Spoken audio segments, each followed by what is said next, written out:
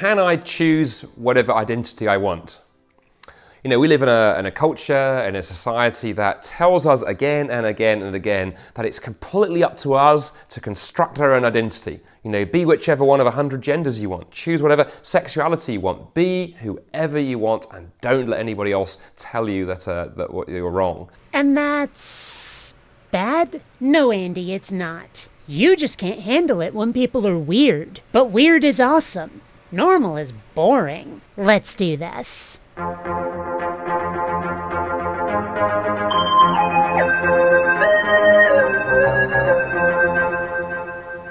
Greetings, fellow space travelers, BionicDance here. Today, our best darling little friend, Andy Bannister, is going to tell us why we should suppress who we are because God. But first, we have a little business to attend to.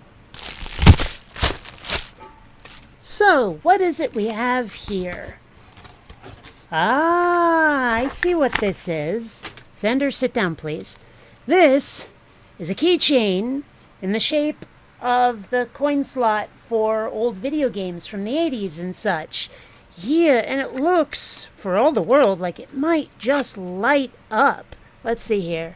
Yep, well, okay, very, very faintly, but regardless, that's so cool, because, you know, I am a dyed-in-the-wool 80s kid. I spent more than my fair share of time in arcades, and, yeah, so I put this on my Amazon wish list because, well, nostalgia. Now, where did this little bauble come from, eh? It says here, "Hi, Kate, enjoy your gift. I have faith you will find it useful." Wow. From Boyceps on YouTube. Well, thank you. Thank you very much. I love it.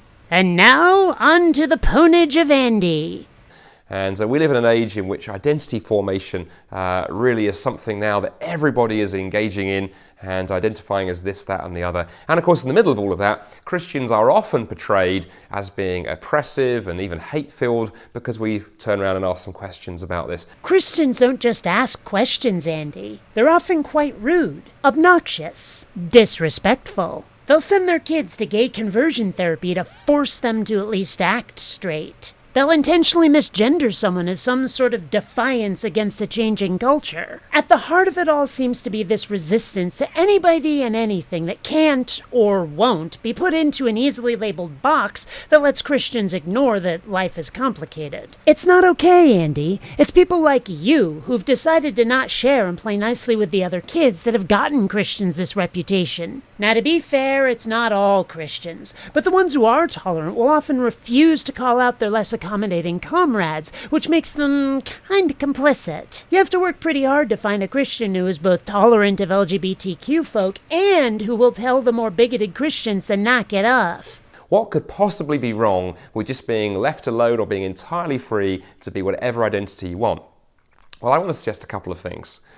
First thing I want to suggest is that being able to be as fluid as you like and choose whatever identity you want is a terrible recipe for ripping society apart. Well, sure, if you're going to be a big jerk about it. These frictions come when one set of someones tells another set of someones that they're unacceptable despite harming nobody. They come about when people are told that their way of life has to be restricted in unreasonable fashions. Be tolerant of others as long as they're tolerant of you, and these frictions go away.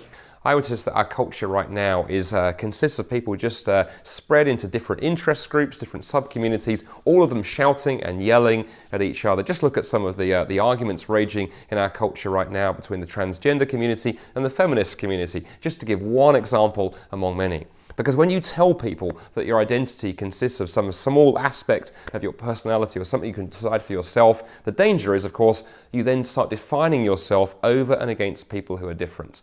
He comes so close to the point and then ignores it. Andy, it's not coming across someone who's different that starts these arguments and fights. It's coming across someone who's different and deciding it's not allowed, arguing against them simply being who they are because it makes you uncomfortable or angry. They're not harming you. Nobody is harming you. But you get grouchy with them anyway because they're weird. It's not on them to be normal, Andy. It's on you to not be a complete brat about it.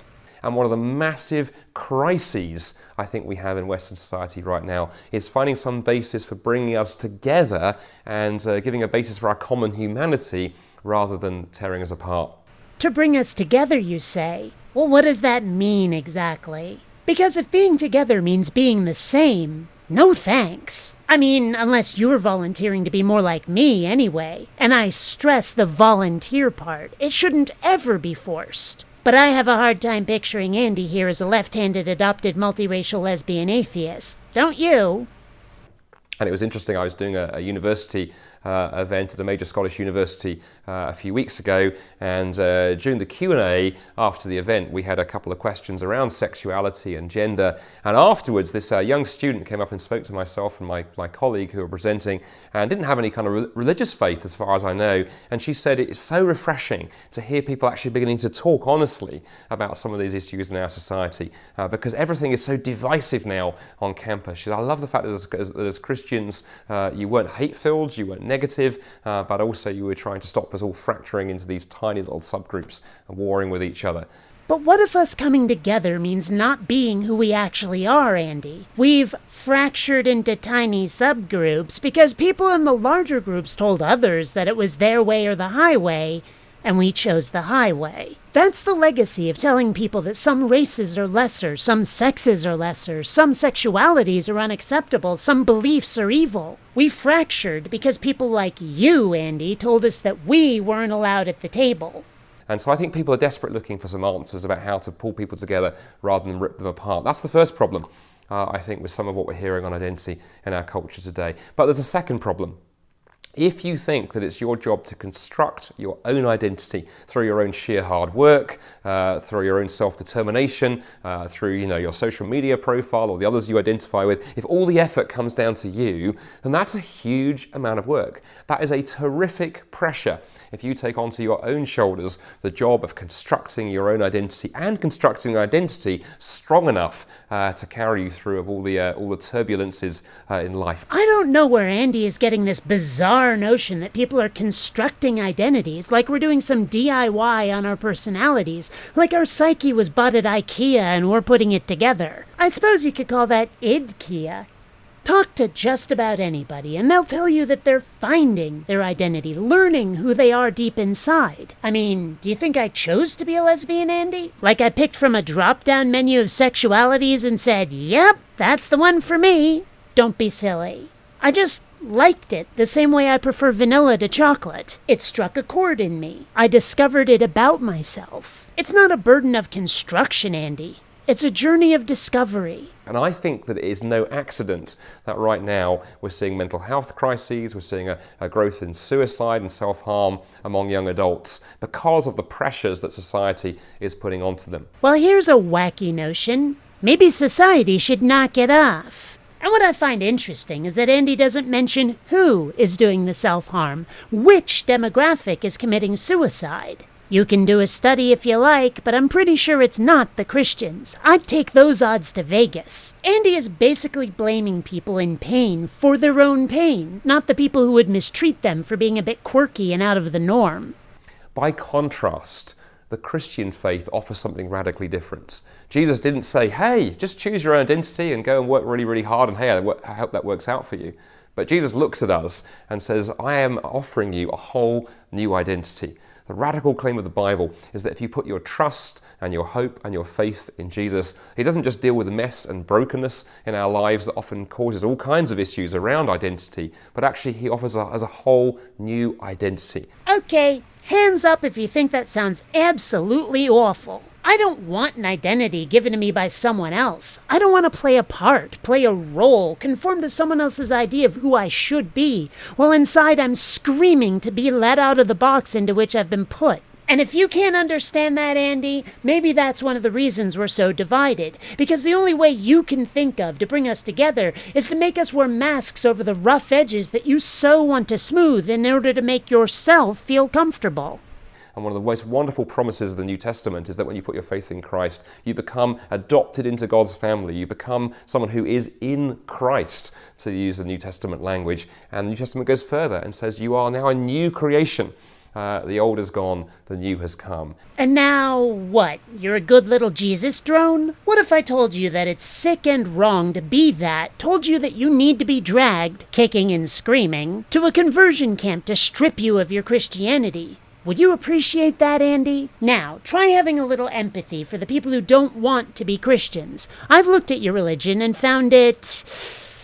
how can I put this politely? Not to my taste. And wildly improbable as far as its factuality is concerned. And with that in mind, insisting that I be part of it or be blamed for being the problem is simply arrogant and obnoxious, Andy. You give me no options to live my own life my own way, and yes, I have a big ol' honkin' problem with that.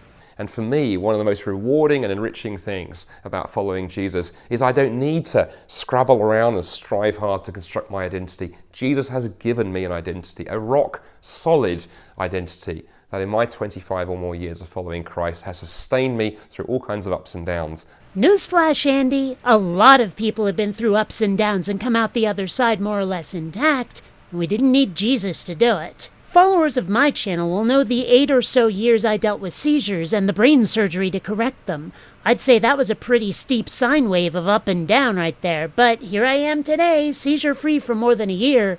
No Jesus required. If your religion gave you what you needed, Andy, fine. Just don't assume it's the only way, or even necessarily the best way. I keep telling people like you to share and play nicely with the other kids, and this is the sort of thing I mean. Remember that some people are different, and that's okay. Just leave them alone if you can't handle it. I think your own Jesus carried heavier burdens than just being nice. If he gave you your identity, is treating others with dignity and respect not part of it?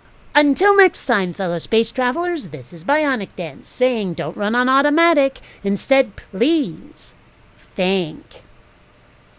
But first, we have a little bit of business to attend to. Oops. Oh, fuck, I hit the mic.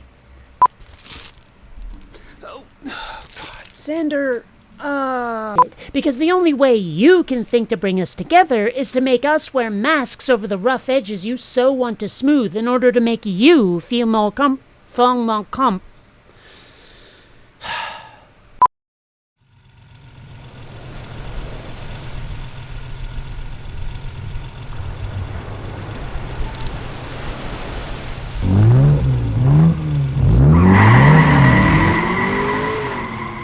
Even YouTubers need Ferraris. Please donate on Patreon.